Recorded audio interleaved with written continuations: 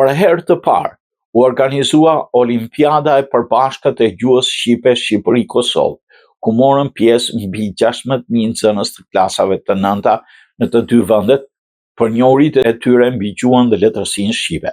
Ministrja e Arsimit dhe Sportit, Ogerta Manastërliu, dhe Ministrja e Arsimit dhe Shkencës, Teknologjisë dhe Inovacionit, Arbërie Nagavci, kanë vlerësuar 84 nxënësit finalistë Olimpiadës Përbashkët Shqipëri-Kosovë, të cilët u shpallën fitues pas 3 fazave të para të Olimpiadës. Sot është vërtet një ditë e bukur, pas një pune intensive të bërë nga dy ministrit e arsimit. Tashmë jemi në fazën finale të Olimpiadës Përbashkët të Gjuhës Shqipe mes Shqipërisë dhe Kosovës. Jam vërtet e kënaqur që pas përpjekjesh disa mujore, ne ja kemi dalë që të përfundojmë një nismë të rëndësishme, e cila do të kthehet në një traditë të bukur brez pas brezi, vit pas viti.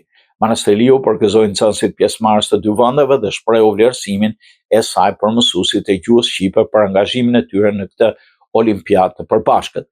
Ne kemi marrë përsipër këtë nismë, ku janë angazhuar 16.000 nxënës në dy vendet të klasave të nënta, ku kanë kaluar 3 faza të olimpiadës për gjuhën shqipe.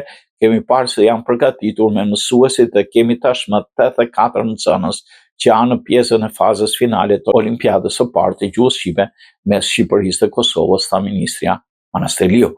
Ministrja e Arbërie Nagavci ka vlerësuar organizimin e Olimpiadës Përbashkët të Gjuhës Shqipe për të lartësuar atë. Ky aktivitet kaq i bukur ka 2 qëllime kryesore. E para, të intensifikojmë bashkëpunimin mes dy ministrive tona në fushën e arsimit, e të krijojmë mundësi që nxënës nga Kosova e Shqipëria të jenë në aktivitetet përbashkëta, dhe synimi kryesor është të vazhdojmë të punojmë për të lartësuar gjuhën e bukur shqipe. Jam e lumtur që më keni bërë pjesë të kësaj gare. Të gjithë jeni fitues, tha ministrja Nagavci.